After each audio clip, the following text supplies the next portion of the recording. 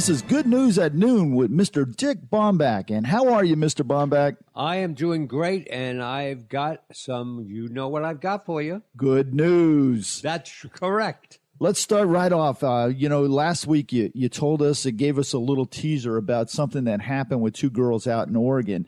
And to bring our listeners up to date, what you said was two Oregon girls lift a 3,000-pound tractor off of their dad. Yep, this happened in Lebanon, Oregon, and this man was pinned underneath his tractor. The two daughters, 14-year-old and 16-year-old, lifted the machine up, and they basically saved his life. Wow. Last night on I think it was 60 minutes, last week on 60 Minutes. It wasn't last night, it was last week. And they talked about this RV that caught on fire on the highway. And this guy they call the RV doctor, who just happens to be in the area, comes by and he sees these people in the back of the window, in the back of the RV. It was the mom and the daughter. The father had gotten out, or the husband had gotten out, and he was running around trying to put out the fire, and the whole thing is like engulfed. Wow. And the RV guy, the RV doctor, stops in the middle of the road. He jumps out, runs towards this fire, and gets these two people out. It's not lifting 3,000 pounds, but boy, I'll tell you, I wouldn't want to be by a fire like that. No, well, see, but again, that's people helping people. Now, in this case, the ladies' names, by the way, so that we'll always know them, are Haley and Hannah Smith, and their dad's name, by the way, was Jeff. Now, what happened? Does it say what happened, how he got pinned under the tractor?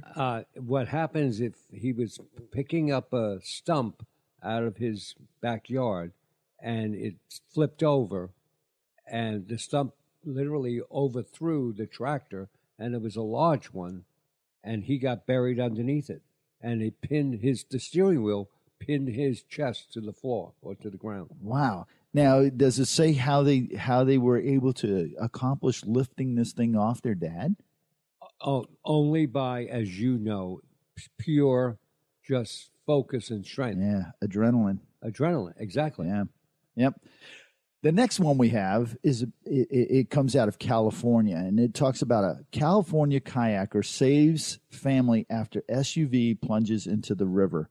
Boy, if that's not a story of being at the right place at the right time. Yeah, and again, it was parents and three kids in the SUV. They lost control, hit a tree and a boulder, ended up in the middle of the American River near Sacramento. And Mark Diavortori happened to be kayaking. He went over, he gets every one of them out, and everybody says, "Mark, how could you do this?" And he said, "Oh, just at the right place, the right time." Yeah, it sure was. So, I mean, did these people know how to swim? Were they hurt? Well, the three kids did not. They were so young, they didn't know how to unbuckle their seatbelts. Mark unbuckled all the seatbelts and took each one of them out.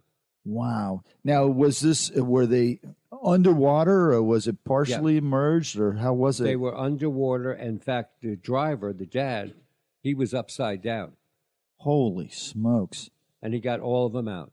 And Mark says, "Oh, it's just good luck." Wow. It makes it sound like it's just another day at the office for him. Yeah. Yeah. The next one we have talks about, I guess, a cab driver. And it says, sometimes riders find a cabbie worth praising. I don't know. I've been in a lot of cabs. And they're nice people, but I don't know if they're worth the praise for being a cabbie. Well, this happened in New York, and Felton Brown called 311 to leave a compliment because he got help for dating advice when he was having a conversation with the cab driver about how to propose to the young lady.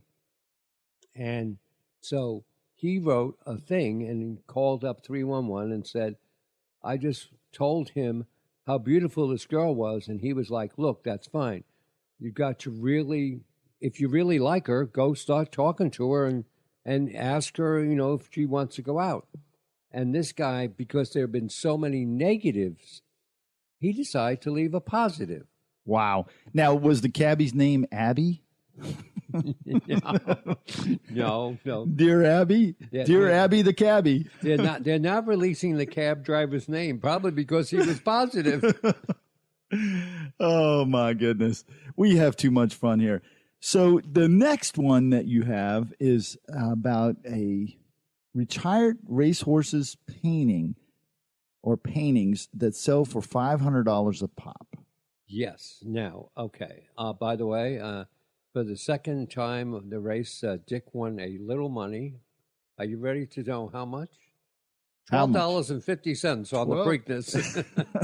Yippee! When I was a kid, my grandmother, back then you could bring kids in. I don't know if they still can, but she brought me there to the Preakness to see the Preakness race and numerous other races. And I'm telling you, if you've never been to one of those races live, you got to put it on your bucket list. It's just so.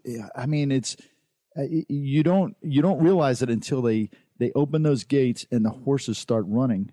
How I mean, it gives me goosebumps when I think about it. Well, I was never a jockey, by the way.